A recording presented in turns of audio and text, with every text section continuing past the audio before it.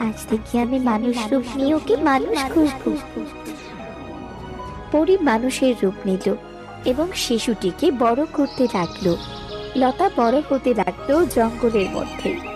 সে গাছের ভাষা বুঝত, পাখিরা ছিল তার বন্ধু। শেয়াল, হরিণ আর কাক ভালু ছিল তার সঙ্গী। লতা তাদের সাথে কথা বলতো, খেলতো। এই লতা, তুই কোথায় যাচ্ছিস? বড়দাদু, আমি আমার বন্ধু শিয়ালকে খুঁজছি। ওই দেখ লতা, শেয়াল ওই ঝোপের পেছনে লুকিয়ে আছে। ধন্যবাদ দাদু।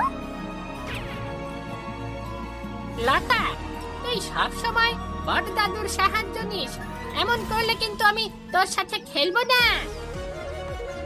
না না বন্ধু, আমার ভুল হয়ে গেছে।